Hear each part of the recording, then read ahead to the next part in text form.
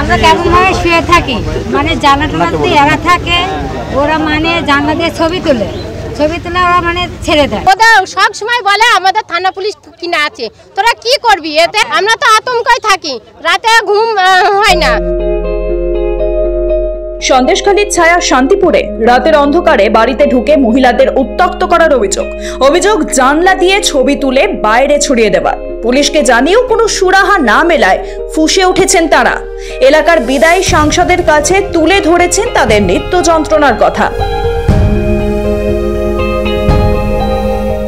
প্রত্যেক দিনের জন্য মদ খাবে আর রাতের বেলায় এ ঘরে খোঁচা মারবে, ও ঘরে খোঁচা মারবে। আর বিশেষ করে যেদিনকে আমাদের বেটা ছেলেগুলো কাপড় নিয়ে বাইরে যায়, বিশেষ করে সেদিনকেই ঘটনা ঘটাবে।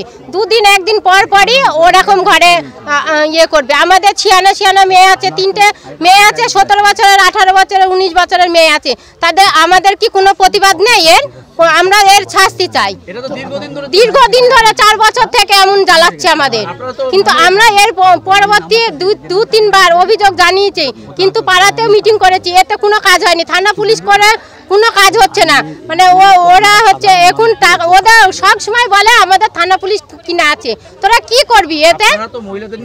হ্যাঁ, আমরা তো আতঙ্কায় থাকি, রাতে ঘুম হয় না, সেই ইয়েতে তো আতঙ্কই থাকি। আমরা এর প্রতিবাদ চাচ্ছি। হ্যাঁ, ও মাটির ব্যবসা করে, মাটি কাটে, মাটি মাফিয়া। হ্যাঁ, তৃণমূলের। হ্যাঁ, তৃণমূলের সাথে যুক্ত। হ্যাঁ, পুলিশকেও জানিয়েছি, আগের আমাদের না ধরেনি, এর কোনো প্রতিবাদ হয়নি। আমরা এর শাস্তি চাই। আমরা কেমন ভাবে শুয়ে থাকি, মানে জানাতে এরা থাকে, ওরা মানে জানলা দিয়ে ছবি তুলে ওরা মানে ছেড়ে দেয়, ঠিক আছে? আবার এমনকি বাড়িতে হ্যাঁ ভয় দেখাবে, আর আবার শুয়ে থাকো কেন? শুয়ে থাকো, সেজন্য আমার বাড়ির লোক যায়, ঠিক আছে? যাবে তো,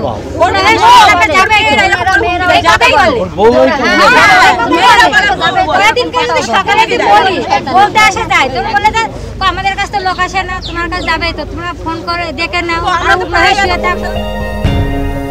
থানায় অভিযোগ জানালে পুলিশই অপরাধীদের বাঁচানোর চেষ্টা করছে, আর সেই সাহসে রাতের বেলা হামলা চালাচ্ছেন অভিযুক্তরা। এমনই অভিযোগ করেছেন এলাকার পুরুষেরাই। ওরা উল্টো পাল্টা ভুল বুঝিয়ে নিয়ে গেছে, ওরা সকাল থেকে চলে আসে।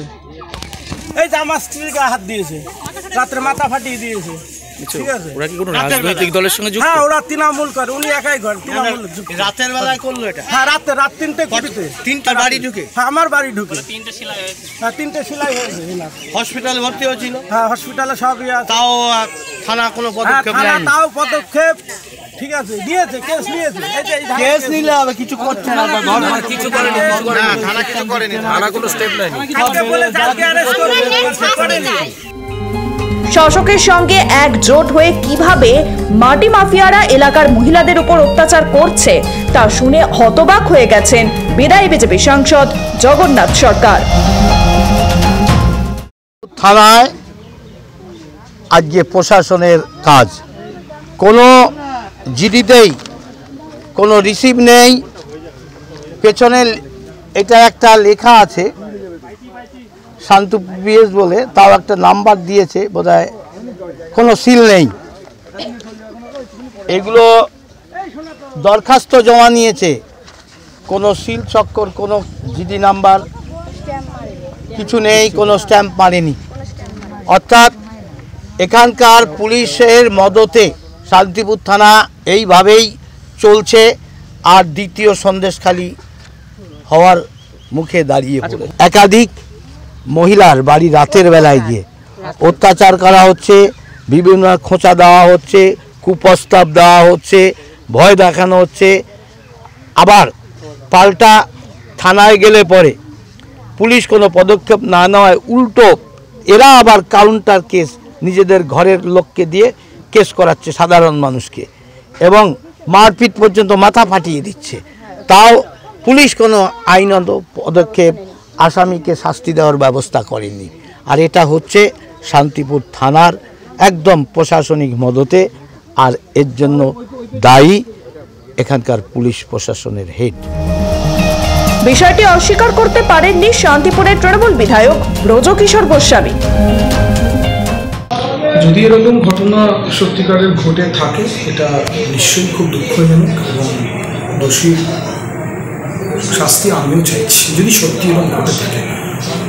কিন্তু সবথেকে বড় কথা, বাগাছড়া গ্রাম পঞ্চায়েতের ওই অঞ্চলে পঞ্চায়েত বিজেপি পরিচালিত। তা আমার মনে হয় প্রধান উপপ্রধান যারা আছেন, মেম্বার যারা আছেন, তারা এই ব্যাপারে সোচ্চার হতে পারতেন। জানি না কি হয়েছে, বিষয়টা আমি খোঁজ নিয়ে দেখে মন্তব্য করতে পারব। দিনের পর দিন এমন ঘটনা ঘটে চলেছে, তবু কেন নীরব প্রশাসন? এই পরিস্থিতির জন্য মুখ্যমন্ত্রী মমতা বন্দ্যোপাধ্যায়কেই দায়ী করেছেন সাংসদ জগন্নাথ সরকার। মমতা ব্যানার্জি এটা করাচ্ছে, তাই আগে মমতা ব্যানার্জির পদের অপসারণ চাই। কারণ প্রতিটা অপরাধীর শাস্তির আগেই মমতা ব্যানার্জি অপরাধীকে নির্দোষ বলে ঘোষণা করেন। তিনি হচ্ছে পুলিশ মন্ত্রী। মহিলাদের ওপর অত্যাচার হলে মহিলাদের চরিত্র নিয়ে প্রশ্ন তোলেন। আমাদের লজ্জা হয়, পশ্চিমবাংলায় আজকে ধর্ষণে ফার্স্ট, আর এর জন্য দায়ী খোদ আমাদের মুখ্যমন্ত্রী মমতা ব্যানার্জি। নদিয়ার শান্তিপুর থানার বাগাচড়া গ্রাম পঞ্চায়েতের করমচাপুর এলাকা, এখানেই গত 4 বছর ধরে ঘটে চলেছে এমন লজ্জাজনক ঘটনা। মানুষ প্রতিবাদ করতে চেয়েছে, কিন্তু পুলিশের ভূমিকা দেখে পিছিয়ে এসেছে। তবে সন্দেশখালীর ঘটনা তাদের জাগিয়ে দিয়েছে। সেখানকার মহিলারা কিভাবে গর্জে উঠেছেন তা দেখেছে সারা দেশের মানুষ। সেই প্রতিবাদী সাহস জুগিয়েছে শান্তিপুরের মহিলাদের। তাই বুকে সাহস নিয়ে তারাও প্রতিবাদের মঞ্চে। তারাও চাইছেন বিচার। পুলিশের মদতে যারা দিনের পর দিন মহিলাদের ইজ্জত নিয়ে ছিনিমিনি খেলছে, তাদের বিচার চাইছেন তারা। ব্যুরো রিপোর্ট, মাধ্যম।